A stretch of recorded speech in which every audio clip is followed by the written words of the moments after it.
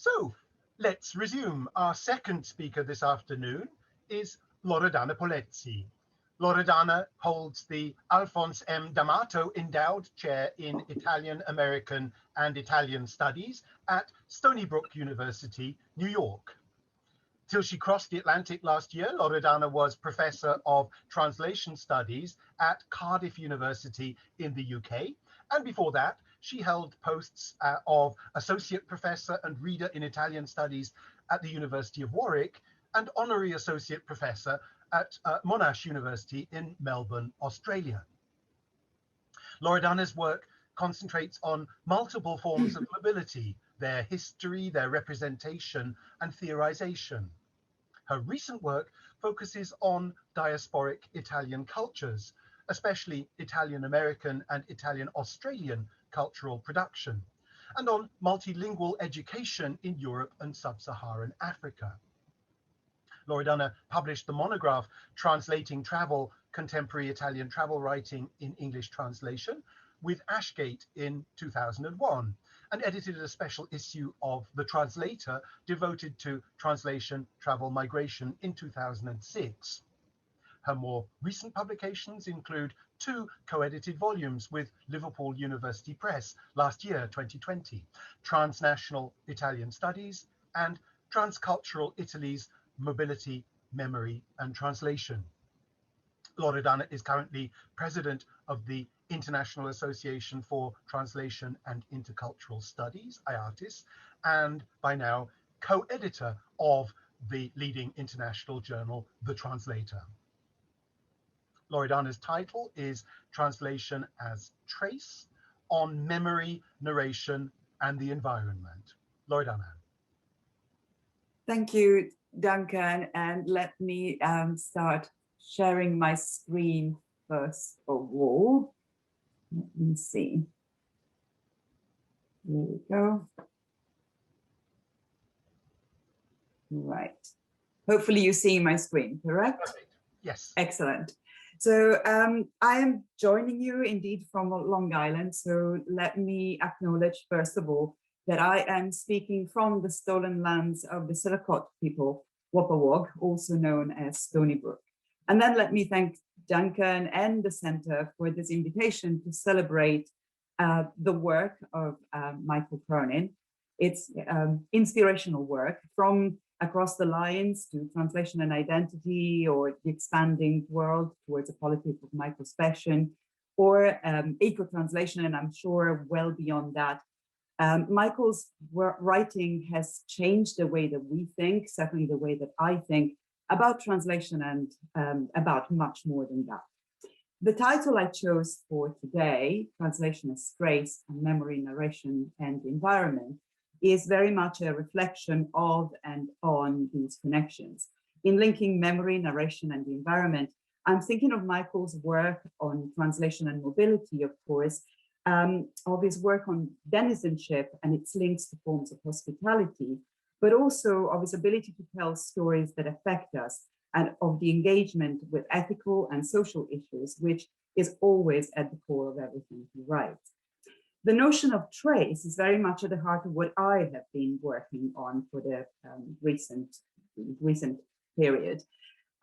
Traces of translation, translation as trace, the transnational network that translation traces for us, and the diasporic roots of our cultures. They're always present, always insistent rootedness in the history of movement, migrations, and translations. So my talk will attempt to discuss this notion of translation as trace in relation to diasporic memory, its narration, and its lessons on hospitality, as well as on thinking in, through, and about our environment. So I would say we are moving from disasters and hazards to migration, though I will, if I finish on time, return sort of to a note on disasters at the end. My talk will be illustrated by the work of 3 women artists from the Italian diaspora, Filomena Coppola, Bia Amore, and Lucica Lipari Marcuzzo, women I admire and with whom I have the pleasure of sharing a friendship. The production of these 3 artists, who work in the context of Italian American and Italian Australian communities, directly engages with a personal and collective history of migration, its traveling memory, and its transnational legacy. It is important to note that I will not just use their work to illustrate my reflections on these themes.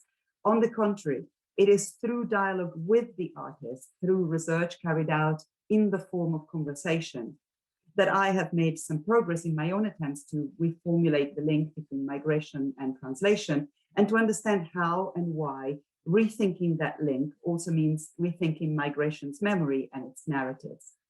So discussing their work and discussing it with them has allowed me to examine how these female artists from the Italian diaspora use gendered practices, images, and objects to construct a visual genealogy of migration that reminds us of its roots, not just in trauma, but also in desire.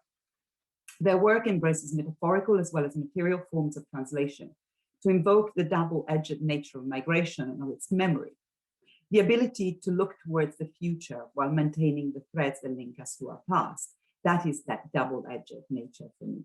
And for me, their creative practices have come to substantiate also a vision of translation, which emerges as much from my engagement with theoretical reflection as from my own personal biographical experience. And I think this is something else that I have always felt deeply in Michael's work and to which I connect. This is a reinterpretation of the concept and of the practices of translation, which refutes fixed binary models based on notions of substitution and replacement, pointing instead towards the dynamic processes that allow us to travel, migrate, self-translate, while actively constructing individual and collective narratives that, though they do not eliminate tension or fragmentation, insist on narrative continuity and on co-presence. As I will argue, translation can then be seen not as a form of erasure, but as a trace, testifying to and making visible the tension between continuity and discontinuity that lies at the heart of transnational experiences and transcultural narratives. Using visual art to talk about translation also underscores the importance of images in the construction and circulation of meaning, and to the specific image of weaving. In recent years, there has been a growing interest in the link between art and translation, and Birgit Mersman has even proposed a reframing of cultural visual studies as translational research. If we reverse this perspective, we can also note that art can both visualize and operationalize translation, freeing it in the process from its inevitable meta-linguistic and meta-discursive nature, from that talking about translation, which is talking about language, which already talks about other languages. And from, therefore, the paradoxical condition that always invites us to choose one idiom in order to discuss an operation between multiple and often coexisting tongues. So finally, thinking visually and thinking about visual representations reminds us of the complex, difficult, and often biased metaphorics of translation. If the Western tradition favors the images of transfer and transportation inscribed in the Latin roots translatio and traductio, different metaphors can take us in different directions. Maria Timoshko noted a few years ago by now that the most common Chinese phrase for translation, fan yi, means turning over. This concept, she says, is linked to the image of embroidery. Thus, if the source text is the front side of an embroidered work, the target text can be thought of as the back side of that same piece.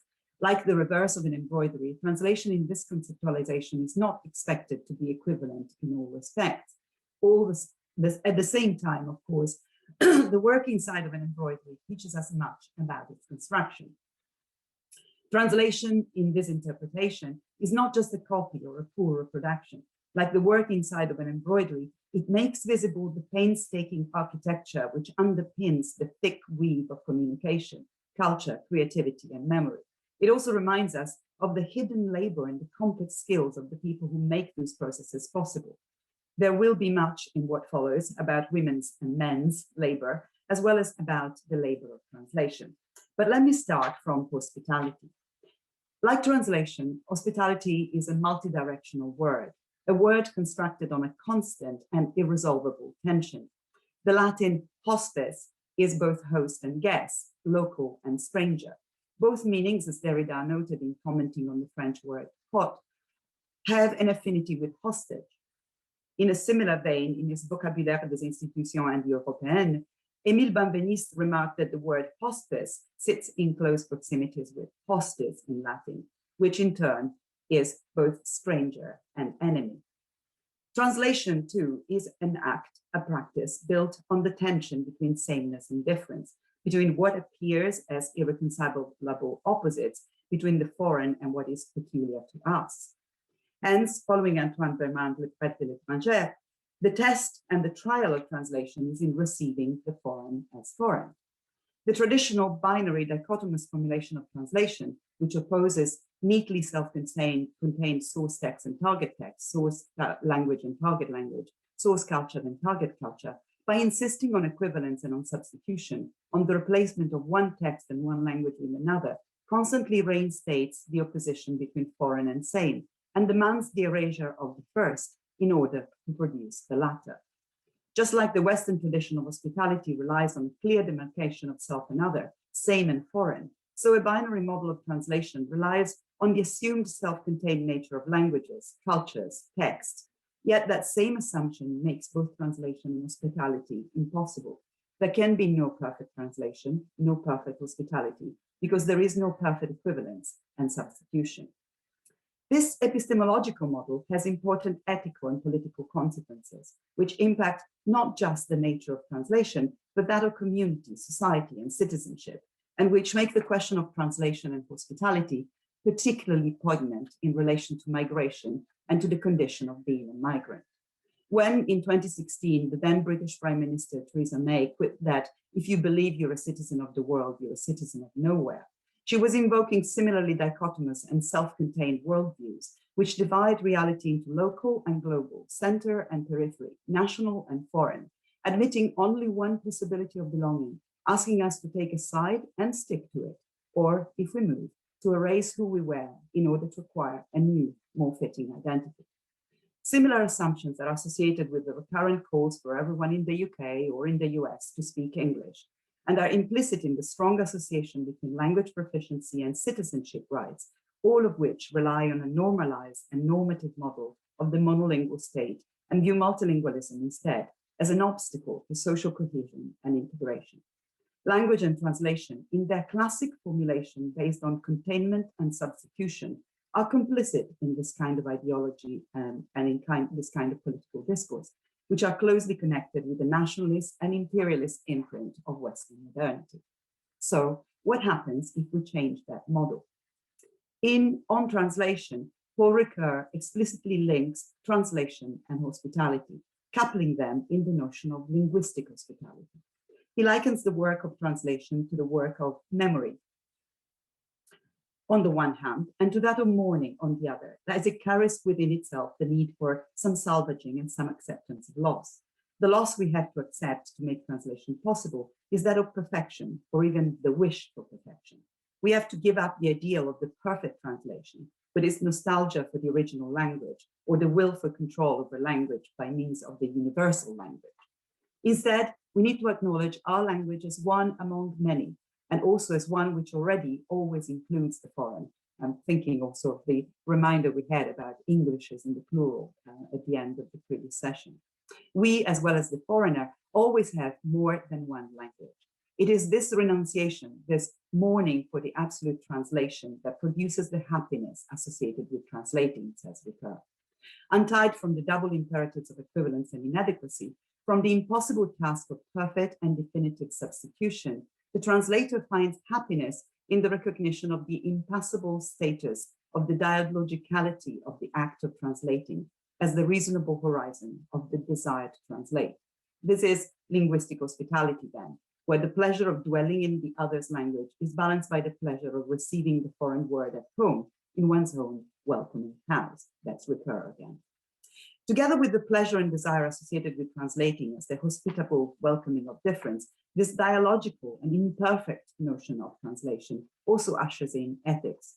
The work of linguistic hospitality remains fraught with difficulty, but precisely because of this, it is inherently, foundationally ethical, and also constitutes a worthy foundation for our ethics. Translation, imperfect translation, translation that does not aspire to substitution, is part of the long litany of despite everything. Despite fratricides, we campaign for universal fraternity. Despite the heterogeneity of idioms, there are bilinguals, polyglots, interpreters, and translators. That was Ricoeur again. Here, in joining together translation and the birth of ethics, Ricoeur also juxtaposes two of the core myths of the Western Judeo-Christian tradition, the fall of the Tower of Babel and the story of Cain and Abel.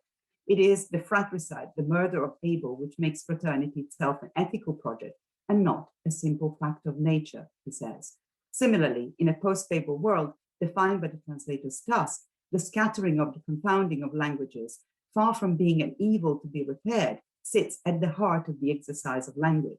This is how we are, this is how we exist, scattered and confounded, and called to what? Well, to translation. Both ethics and happiness are tied to translation, as we have been set in motion by the fact of human plurality and by the double enigma of incommunicability between idioms and the translation in spite of everything.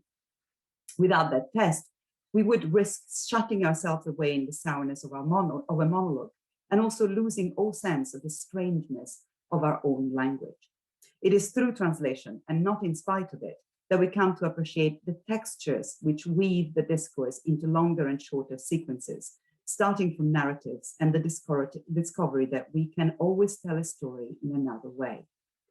An ethics of translation and a translational ethics thus returns us to the thick weave of languages and narratives that make up our daily life, and to the labor, but also the pleasure and the desire that come with difference and with translation. And now let me move to migration and to memory. And I'll do this through the work of artists, as I said, starting with Pia More and Lucy Calipari Marcuzzo, and what they both call the red thread of migration and translation.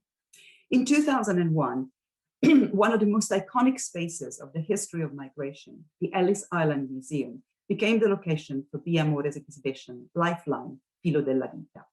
I did not see that site-specific installation, but Joseph Shoren at Vice Giunta described it as an overwhelming ensemble of objects, images, texts, media, and exhibition styles, culled from 7 generations of the artist's family, artfully arranged in 6 rooms for visitors to behold.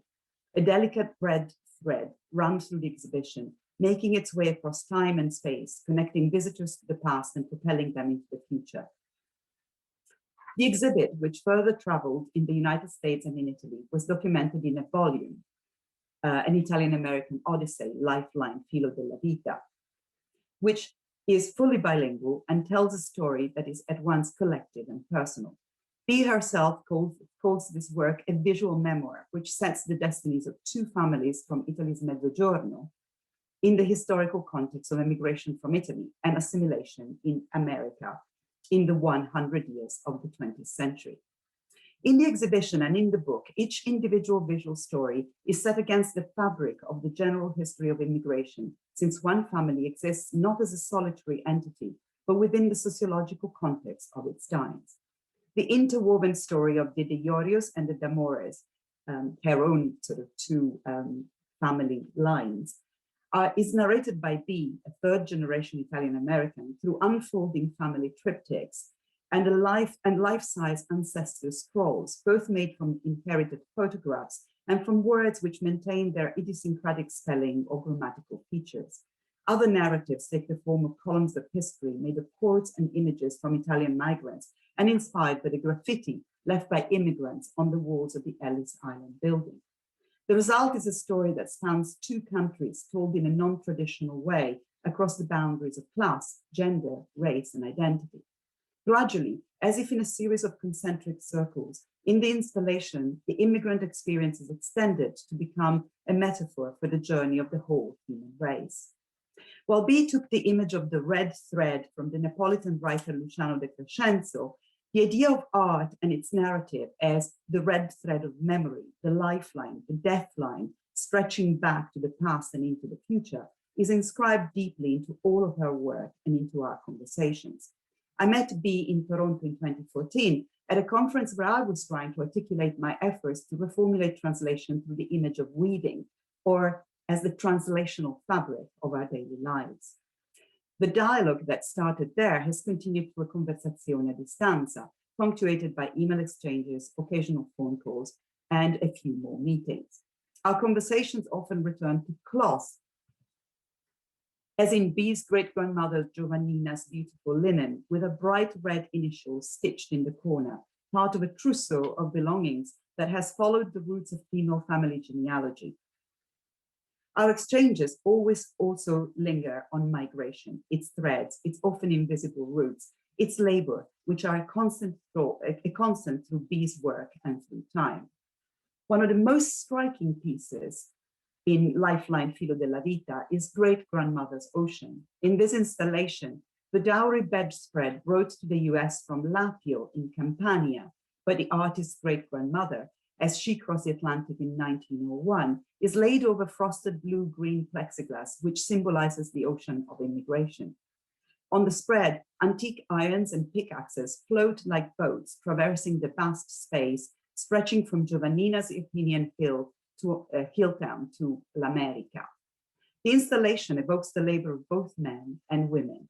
That work could be equally backbreaking and took migrant men to construction sites and railway lines, while it led women to sweatshops, but also made the immigrant kitchen a de facto extension of the factory floor. In this exhibit, familiar memory and collective history, intimate spaces and intercontinental roots, visible and invisible labor materialize in a striking visual image, which captures the tension of migration, its fatica, its sort of hard work, and its beauty, the lightness of the desire for a new and better life, and the weight of daily reality. The intricate weaving of the fillet technique of punto tela, linen stitch, punto rammendo, darning stitch, and punto spirito, a delicate and decorative stitch in which the threads are wound around the corners of the net, contrast with the stylized forms of the superimposed objects, echoing the apparent improbability of boats floating over the ocean, and the difficult balancing act at the heart of migration. That tension, that balancing act, also refers to services in later work, which focuses even more closely on the notion of trace, such as the 2010 project Invisible Odysseys, art by Mexican farmer works in Vermont, Odiseas Invisibles, Arte de Trabajadores Mexicanos in Vermont, in which B worked with mostly undocumented Mexican migrants. Pieces such as Walk in My Footsteps, Camina en mis zapatos, and Workers' Mandala, which you see here, return in different ways to the themes of weaving and stitching, as well as to labor and its visible and invisible traces. In the first, a map of the United States and Mexico is created on burlap cotton sacks by Mexican workers who actually walked their journeys with inked feet, thereby making themselves and their labor visible through the physical imprints. In the second, that same iconic map is sprayed by intricate red stitching following the migrants' journeys, while the whole image is surrounded by a heavy frame made of found workers' gloves and ex-voters. It is as much or even more than in all, in this as much or even more than in all her other projects, B is also alert and careful to foreground the labor of translation. As a speaker of both English and Italian, she's meticulous in ensuring that her work is accessible in both languages. Her sensitivity to the intertraffic between verbal and visual codes also means that she often incorporates the written word in her installations, carefully maintaining difference and its markers of class, education, gender, regional as much as national belonging. When working with Mexican migrants, the translational dimension of visual art became all the more explicit. Artisan skills and shared manual knowledge became strategies of communication, routes to common understanding via connected practices. It is precisely through these practices that visual art can help us to perceive and to experience the deep translational fabric of our lives, the way in which a continuum of translational activities across languages and media, as well as within each of them, forms the weft and the warp of our experience. The materiality of thread and of the translational texture of its weave are also central to the work of Lucy Calipari Marcuzzo. A performance and visual artist of Calabrian descent, Lucy is based in Mildura, Northwest Victoria, a town in Australia which is home to a well-established Italian-Australian community. The first thing I saw of her work was a video in which she talks about one of her performances entitled Tracing the Thread of the Past, Tracciando fili del passato.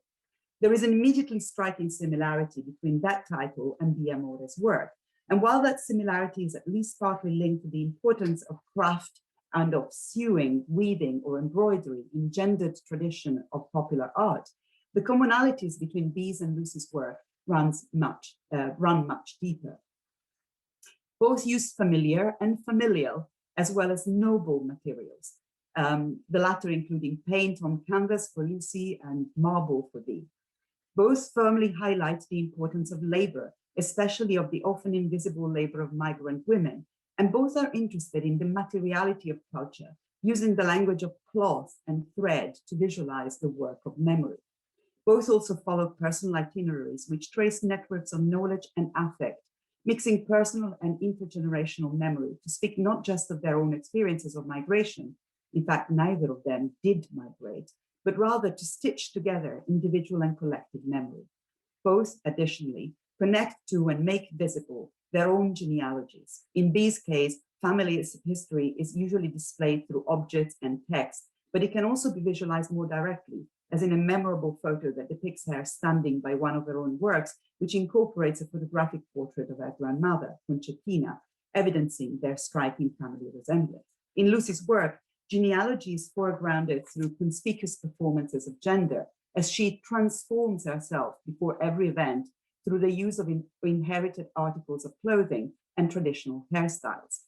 Her performative approach to gendered behavior is also notable in the choice that she makes in each individual case between silence and intimate conversation.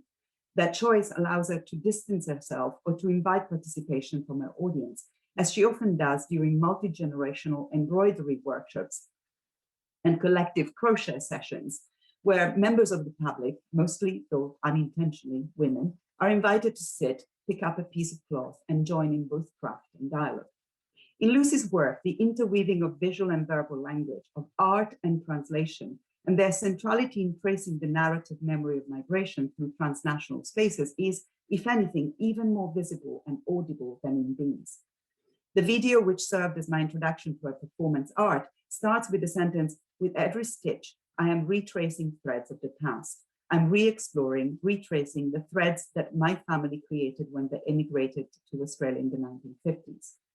Lucy, who is sitting at her mother's 1960s vintage treadle-powered sewing machine, wearing traditional style clothing and an elaborate hairstyle inspired by those worn by both her grandmothers, then goes on to describe sewing as primarily tactile and to explain that she has had to work out what language my sewing machine is speaking to me.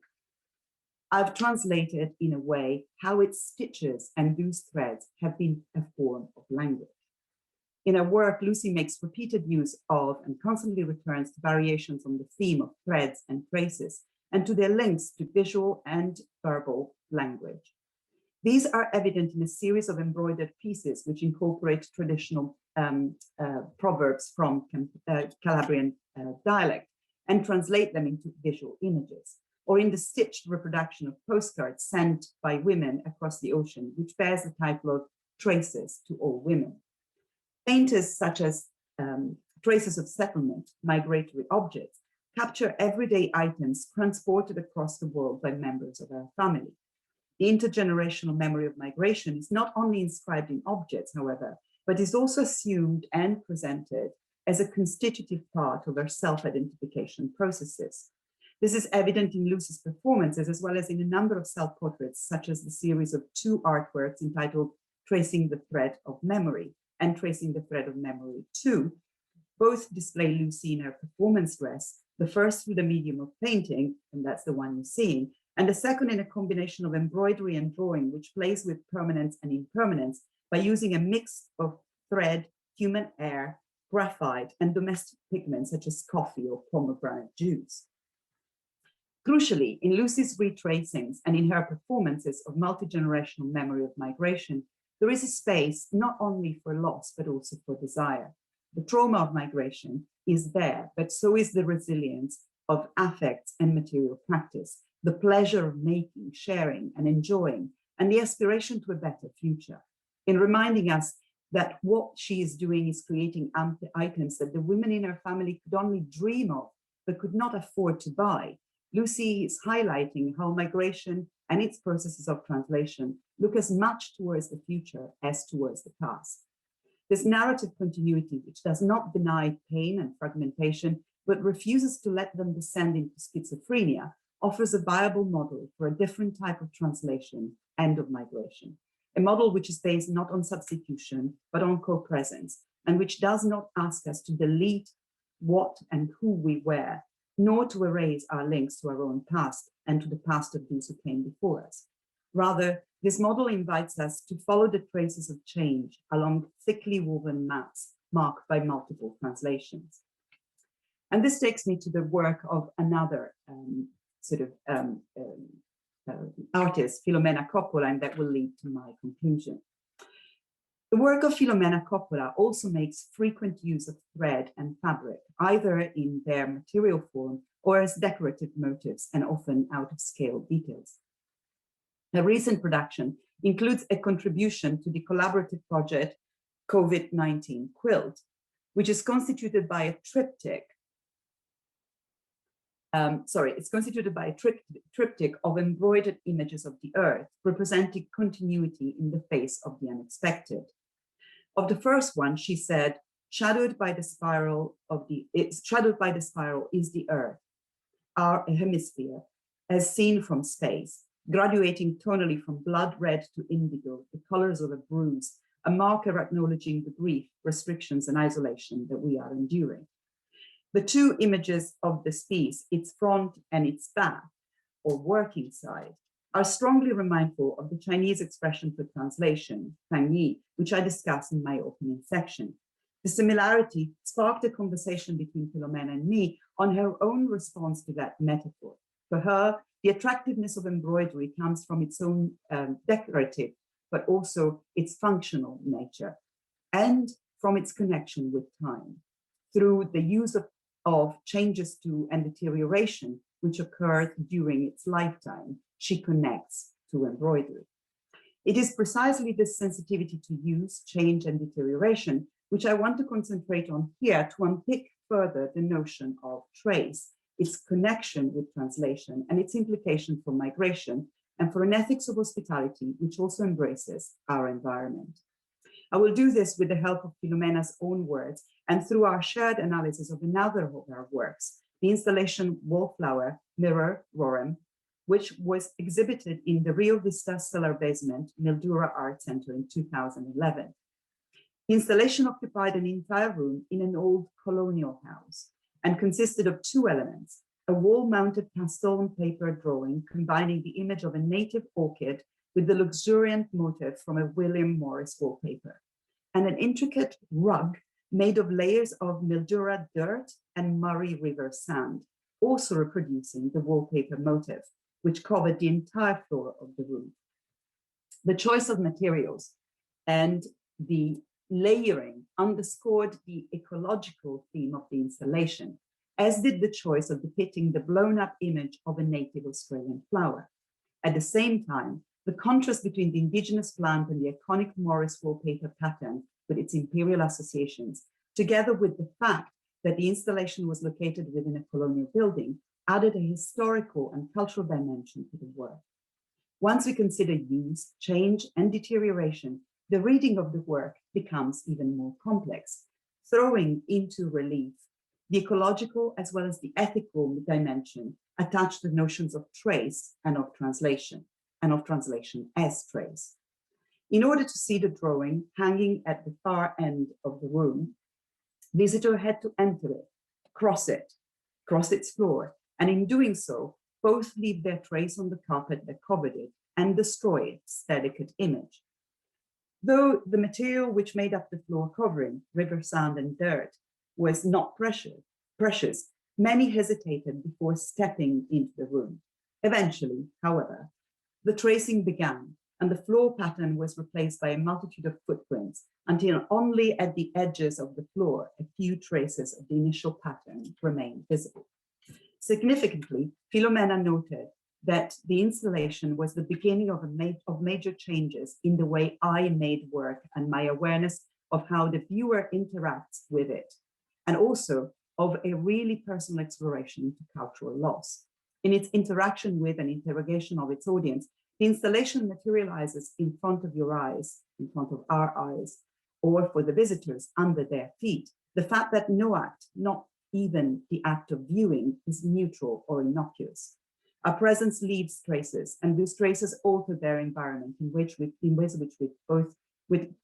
which both change and deteriorate it. Yet traces also work backwards. They tell the story and hold the memory, in this case, in the form of physical imprints of an event, a series of acts, and testify to their consequences. Filomena recognized this dimension of her work, remarking that she, most of all, wanted it to evoke a sense of emotion and response, and therefore the most integral part of this work was the act of it being walked across. Weaving makes a new appearance in this context, this time in relation to its materiality and the way it is affected by time. She said, in the same way that embroidery and fabrics are worn by constant use, the floor was worn away by similar movement, but there are always fragments that maintain the integrity of the original. This occurred through the edges of the wall, whilst the center was returned from a beautiful carpet feel to flat powdery dirt, and the Murray River sand merged into the red dirt. Yet it carried the markings, the journeys, and the conversations, all of who had walked across it, from the first hesitant steps to those more confident as the pattern disappeared.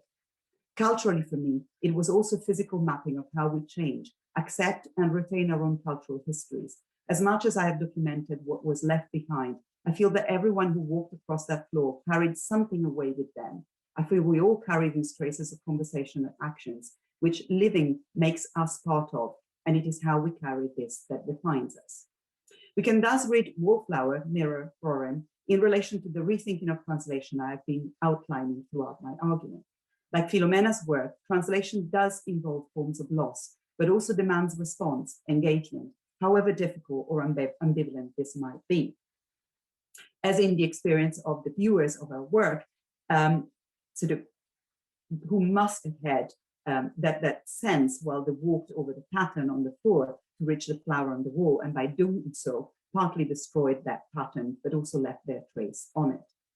That action speaks of how all intervention leaves a trace, both altering, overlaying one reality with another, and also building on it and still containing it, as does the trace of what was there or the memory of our actions. I see this as a model of translation, which is not based on perfect equivalence, substitution, and erasure, a model which is doomed to fail, as Ricoeur observed, but on trace, on co-presence, on the connectedness between present and past, between foreign and same. This kind of translation does not aim to erase difference, but rather to keep its trace and to keep it as trace. Like memory, it is not necessarily harmonious, nor neatly linear, but it leaves a trace of our existence and a testimony of our being and intervening in the world. It forms a piece of our narrative rather than imposing an erasure that requires us to abandon who and what we were, becoming something and someone else. In this sense, translation, while not neatly traceable back to any presumed origin, is a guarantor of narrative continuity, however hidden or fragmented that might be. Or, as the translingual writer Alexander Hemon recently phrased it when describing his personal experience, translation becomes the narrative of how I have changed.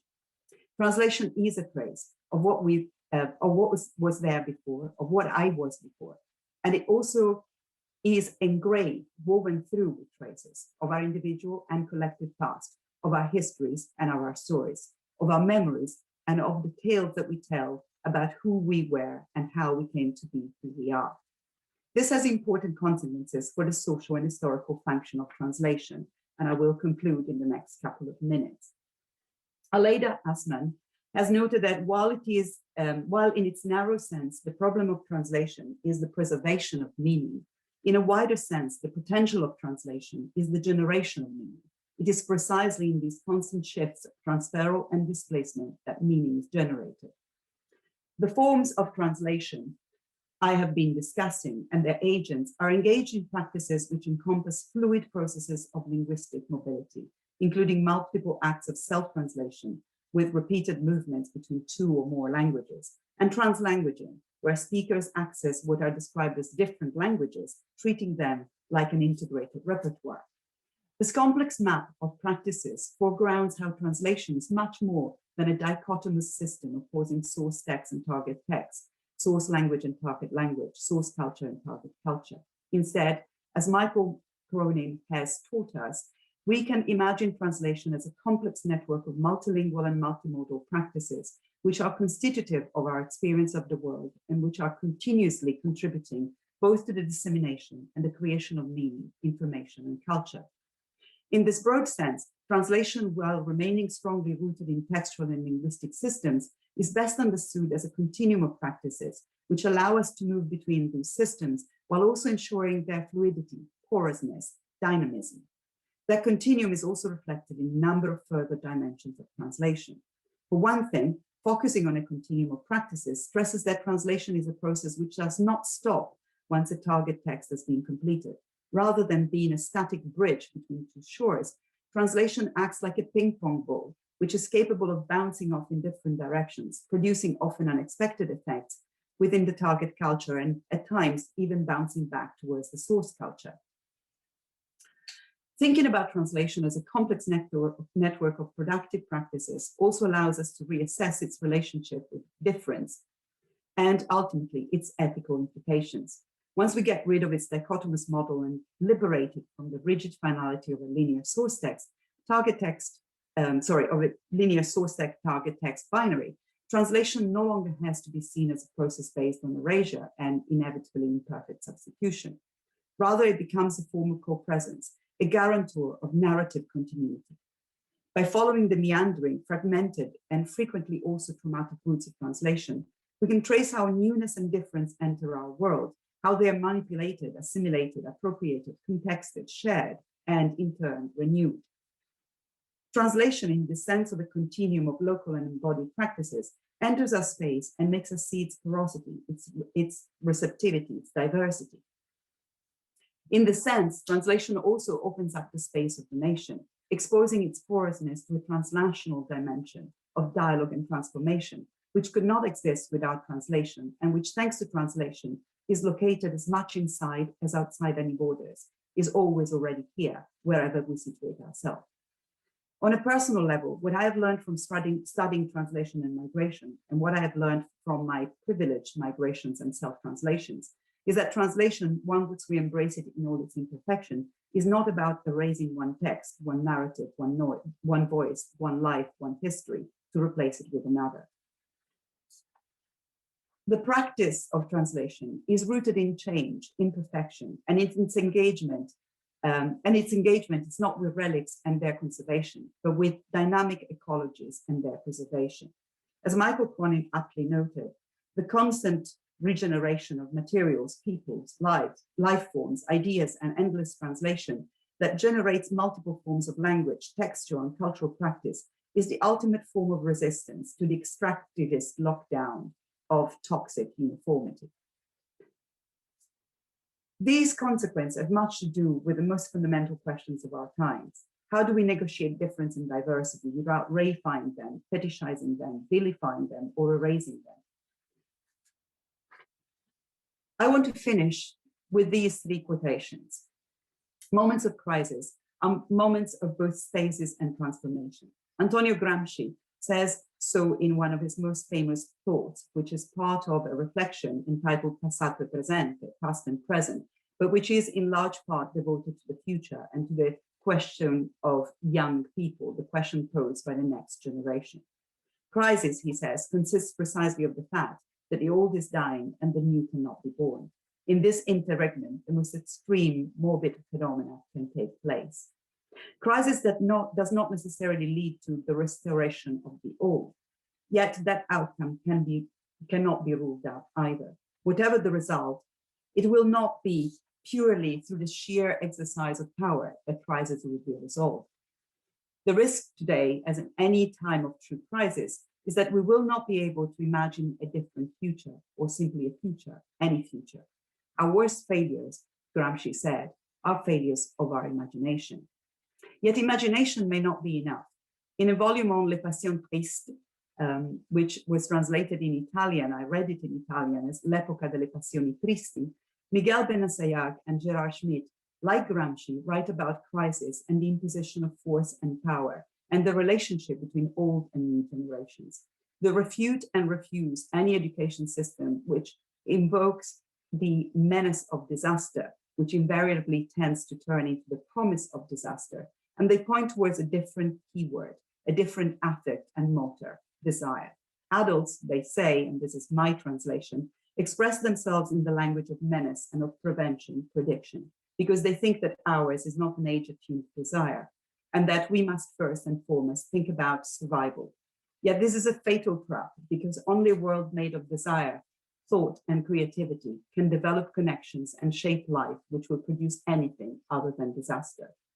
Desire as the antidote to disaster and the way to survive crisis is what migrants and diasporic subjects as translators and self-translators know and embrace at all the time.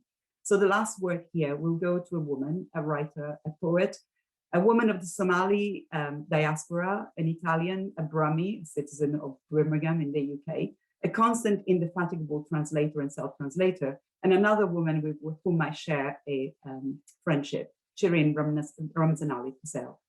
I do not deny my origins, my culture, my religion. I bring them with me. I am proud of them, and I live them daily.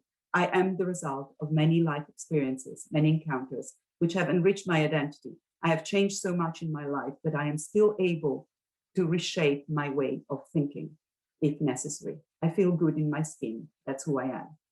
I leave us with that, with Filomena Coppola's COVID hand and the word nurture, and the hope, the commitment to make translations presence count in building and rebuilding a future in which absences are felt, voices are heard, and we can feel good in our own skin. Thank you.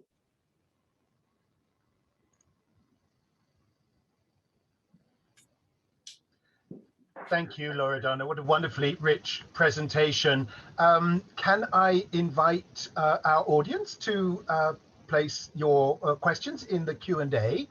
We have around 10-15 minutes for questions, so please let us know your questions in the Q&A.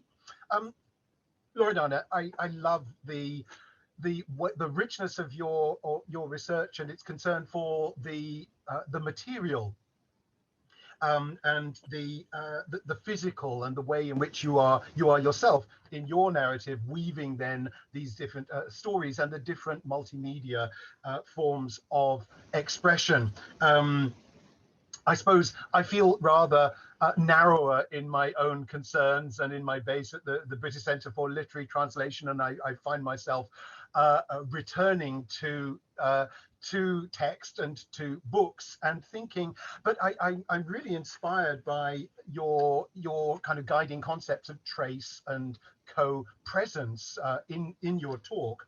And I'm wondering what the logic of particularly the well, both terms would be for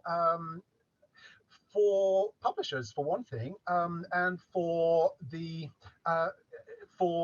textual translation, whether, for example, I mean, I can certainly see the notion of the trace working through into illustrations of textual material. I'm very much reminded of a new book that came out just in March and that we launched at BCLT by Emily Rose, translating Trans Identity, and her interest there in the palimpsest as a representation of translation. And I'm wondering if you could perhaps say a little more about forms of representation of your key notions. I mean, would, for example, bilingual publishing be a possibility there as well?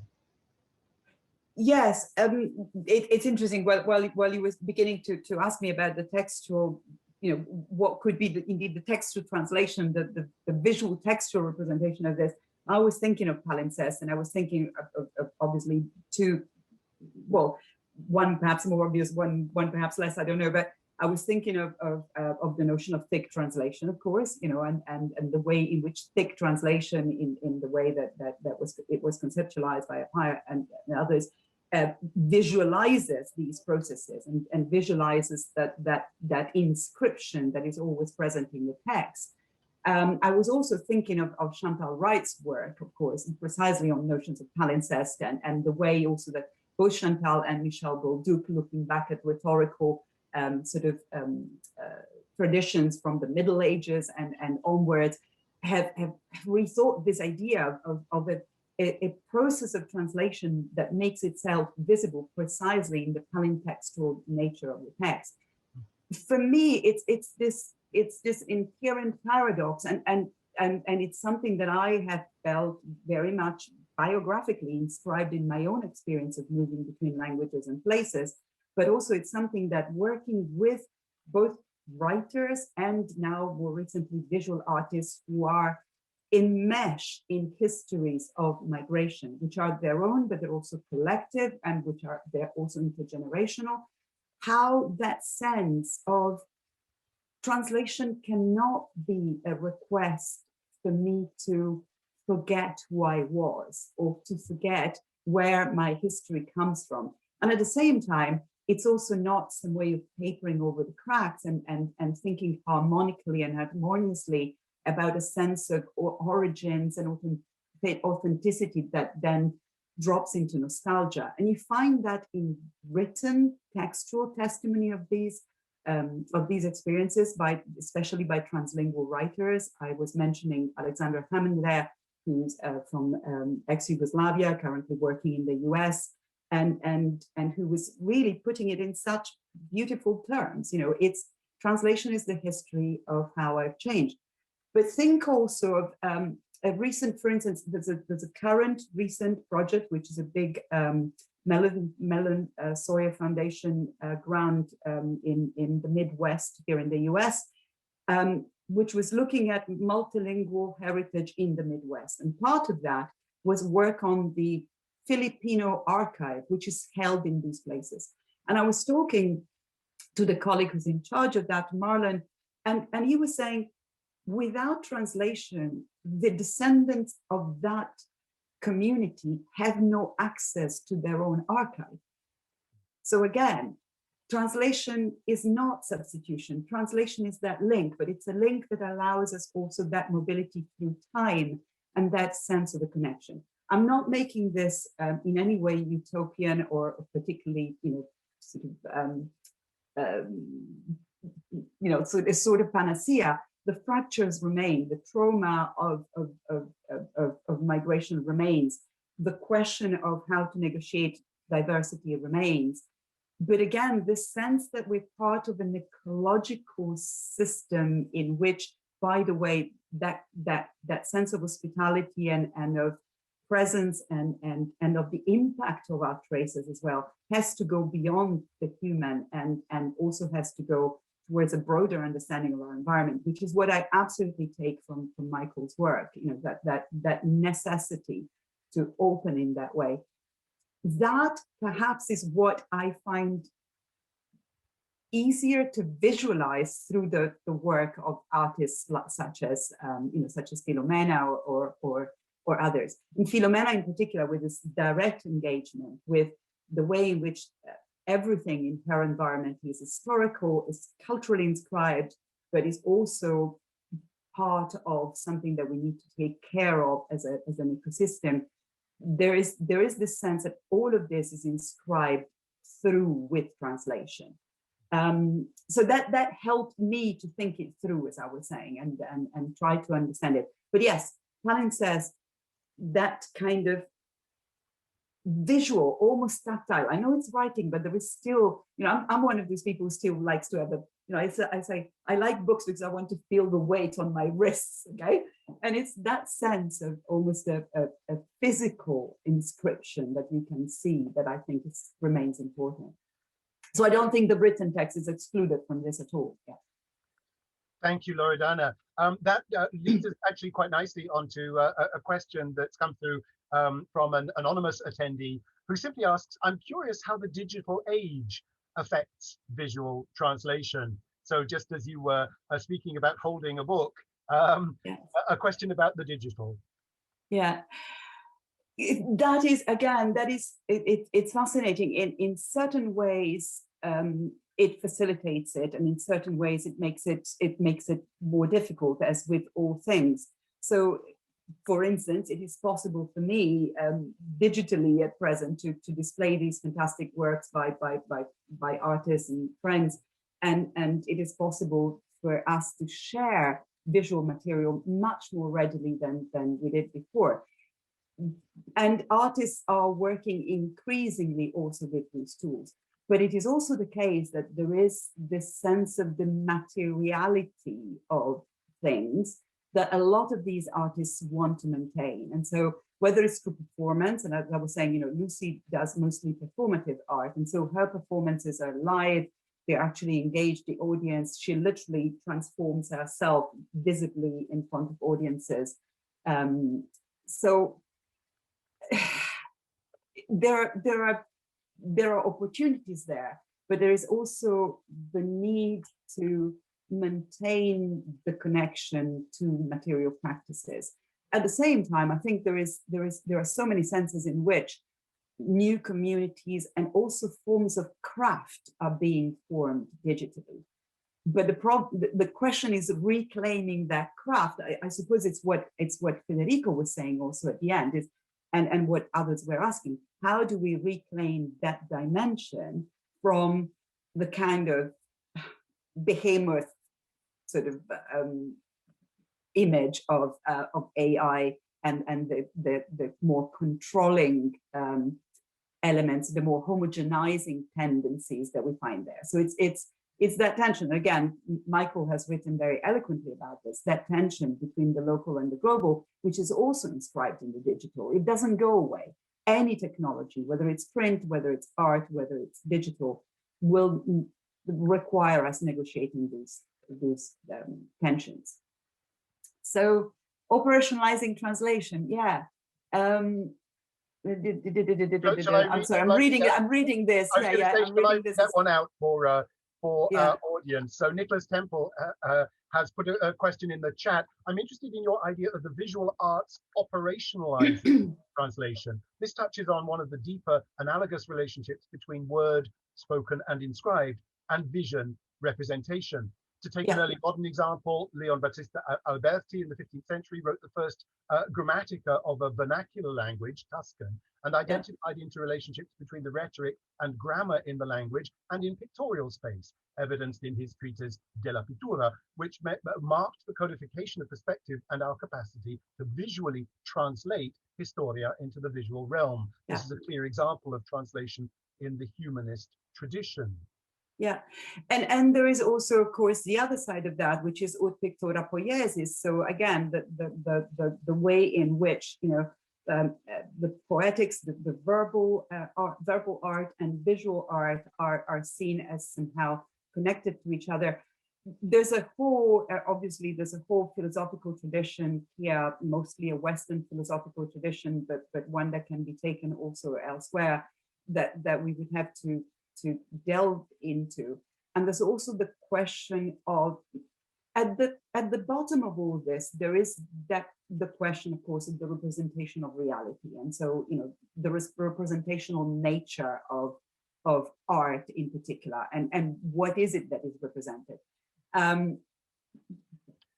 So yeah, without getting into the whole question of also of realism or realist and anti-realist discourses and so on, for me, when I was talking about operationalizing, I was thinking more, and again, I was thinking more of that final sentence by Gramsci that I was quoting, and that idea that we need to be able to imagine the new for it to be, to become sort of possible. And so if we haven't got the instruments to make that jump of the imagination, how do we do it? And one of the paradoxes that I'm always tied in, I'm tied into it now as I speak.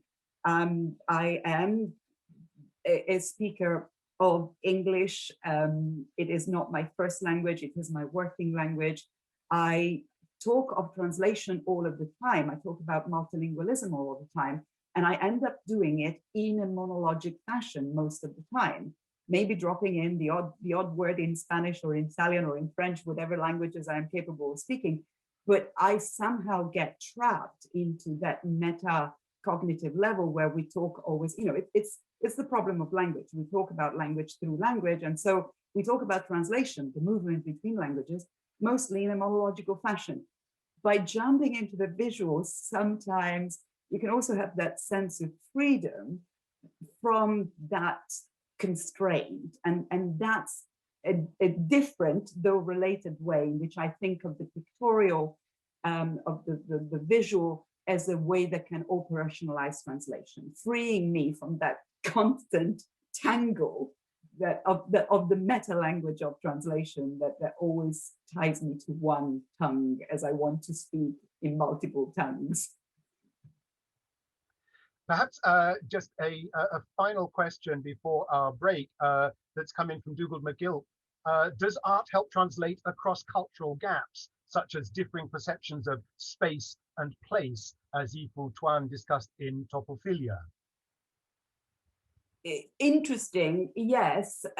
Although, again, art is not, visual languages are not universal either. So again, taking a leaf out of what Federico was saying earlier, just like, hazard and our reaction to it is culturally inscribed, but so also our visual traditions are very much culturally acquired and culturally inscribed.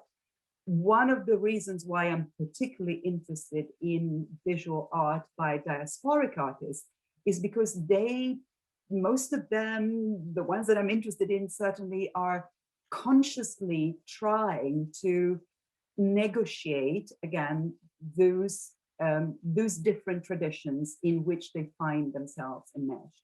So again, the example of Filomena is really interesting there, with that juxtaposition of, local sort of material, dirt, sand, and local sort of a local plant, the local biosphere, and next to it the most colonial of images, William Morris's wallpaper in a colonial house. So I think that, again, we have to be careful.